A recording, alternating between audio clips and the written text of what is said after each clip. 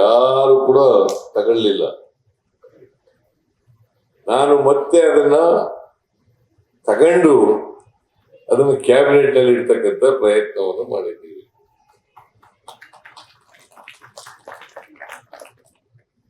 ಅದು ಯಾರಿಗೆ ವಿರೋಧ ಏನಿಲ್ಲ, ಯಾರ ವಿರುದ್ಧನೂ ಇಲ್ಲ.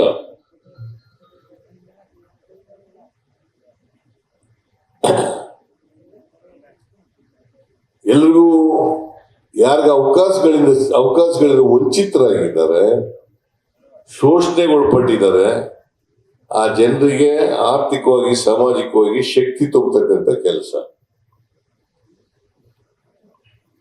ಇದನ್ನು ಮಾಡಬೇಕು ಅಂತೇಳಿ ಪ್ರಯತ್ನ ಮಾಡ್ತಾ ಇದ್ದೀವಿ. ಚಾಮರಾಜನಗರ ಜಿಲ್ಲೆ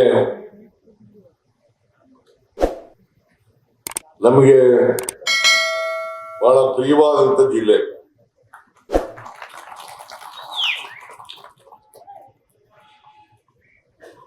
ಇದು ಹೊಸ ಜಿಲ್ಲೆ ಪ್ರಾರಂಭ ಮಾಡುತ್ತೆ. ನಾವು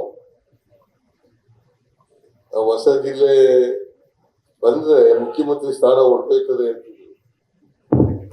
ಚಾಮರಾಜನಗರ ಜಿಲ್ಲೆ ಬಂದ್ರೆ ಮುಖ್ಯಮಂತ್ರಿ ಸ್ಥಾನ ಹೊರಟೋಗ್ಬಿಡ್ತದೆ. ನಾವೊಂದು 20 ಸಾರಿ ಬಂದಿರ್ಬೇಕಪ್ಪ,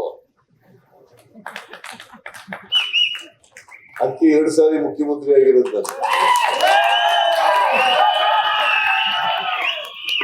ನನ್ನ ಕುರ್ಚಿ ಭದ್ರವಾಗಿ ಉಳ್ಕೊಂಡಿದೆ.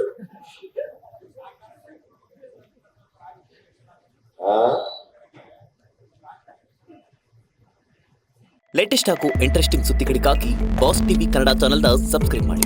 ಹಾಗೆಯೇ ಬೆಲ್ ಐಕಾನ್ ಪ್ರೆಸ್ ಮಾಡಿ. ಇದರ ಜೊತೆಗೆ ಫೇಸ್ಬುಕ್, ಇನ್ಸ್ಟಾಗ್ರಾಮ್, ಎಕ್ಸ್ ನಲ್ಲೂ ಮಿಸ್ ಮಾಡದೆ ಫಾಲೋ ಮಾಡಿ.